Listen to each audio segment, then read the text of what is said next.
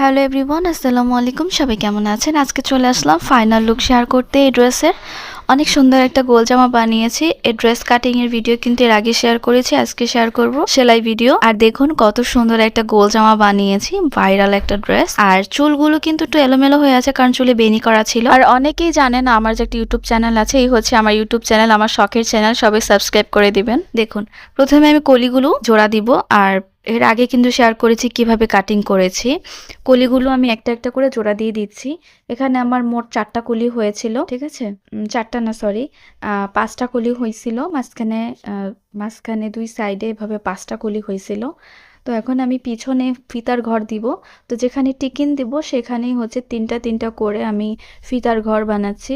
আর ফিতাটা দিলে কি আপনাদের বডির সাইজ কম বেশি করার জন্য সুবিধা হয়। এই কারণে আপনারা ফিতাটা দিলে লুজ করতে পারবেন, ফিটিং করতে পারবেন। ফ্রি সাইজ বানালেও কোনো সমস্যা নেই। তো আমি একটু লুজ বানিয়েছি। তো টিকিনের মধ্যেই হচ্ছে এই যে ফিতাটা জোড়া দিয়ে এখন আমি টিকিনের উপরে যেভাবে সেলাই করতে হয় সেভাবে সেলাইটা করে দিই। সেম এভাবেই আমি সামনেও টিকিন দিয়ে দিব। সামনে কিন্তু আর ফিতা দিব না, সামনে শুধু টিকিন দিয়ে দিব। তো এখন আমি গলা কিন্তু আলাদাভাবে কেটে নিব। পিছনে মুঠানো গলা দিছি, মানে নৌকা গলা, সামনে পান গলা দিছি। তো এইভাবে গলাটা কেটে নিচ্ছি 1/2 ইঞ্চি পরিমাণ কাপড় রেখে। এই যে দেখুন এই সাইড থেকে আমি হচ্ছে সেলাই করছি। আর সেলাই আমি গলাতে হচ্ছে পেস্টিং পেপার ব্যবহার করেছি, ঠিক আছে? তো এটার উপরে আমি সেলাই করে দিচ্ছি। আমি সম্পূর্ণ ডিটেলস শেয়ার করছি যাতে যারা নতুন বা এরকম ড্রেস বানাবেন তাদের যাতে সহজে ডিজাইন করতে পারেন। তো ওড়নার সাথে ম্যাচিং করে এই লেসগুলো যেহেতু এনেছি, এখান থেকে আমি কিছুটা কাপড় নিয়ে একটা লম্বা করে মানে সেলাই করে যে কোনাকুনিভাবে ডিজাইনটা করে নিচ্ছি। তো এখন আমি 2টা কাজ জোড়া দিয়ে দিচ্ছি। 2টা কাজ জোড়া দিয়ে পরে হচ্ছে গলার সামনের কাজটা করব। দেখুন আমি মাঝখান দিয়ে একটু কেটে গলা যেহেতু কমপ্লিট করে নিয়েছি পেস্টিং পেপারের, আর হাতের কাজ করেছি পরে। আর এটার উপরে হচ্ছে গলাটা সেলাই করে যে জাম কালারের, যেহেতু আমার ওড়নার সাথে ম্যাচিং করে যে লেস এনেছি, এই লেসটা আমি 2 লেয়ারে এই ডিজাইনের সাইডে বসাবো। মাঝখানে যে ডিজাইনটা দেখছেন মিষ্টি কালারের, এই মিষ্টি কালারের মোটা লেসটা কিন্তু আমি ড্রেসের নিচেও লাগিয়েছিলাম, কিন্তু পরে ভালো লাগছিল না তাই খুলে ফেলছিলাম। প্রচুর পরিশ্রম করেছি আমি। এটা একবার লাগাইছি, মানে প্রচুর প্যারা ছিল।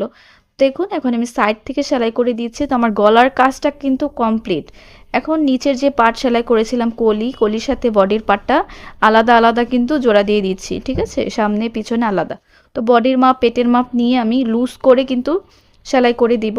আর ডাবল সেলাই করতে হবে ভিতরে, আর ওভারলক করে নেবেন। আমার যেহেতু ওভারলকের মেশিন নেই, আমি ওভারলক করতে পারিনি। তো বাহির থেকে পরে হচ্ছে আমার অন্য দোকান থেকে ওভারলকটা করে আনতে হবে। তো দেখুন এই যে 2 সাইড থেকে আমি হচ্ছে ডাবল করে সেলাই করে দিব। তো নিচে 1/2 ইঞ্চি ভাঁজ করে উপরে লেসটা বসে সেলাই করে দিচ্ছি। এই অংশে আমি মোটা লেস এবং হচ্ছে চিকন লেস 3 লেয়ারে বসিয়েছিলাম, কিন্তু পরে দেখি ভালো লাগে না, কেমন যেন একটা বস্তি টাইপ লাগে, মানে কি বলবো, মানে ওল্ড মডেল লাগে। তো এই কারণে আমি হচ্ছে চিকন লেসটা দিচ্ছি। চিকন লেস দেওয়ার পরে একটু ভালোই লাগছিল।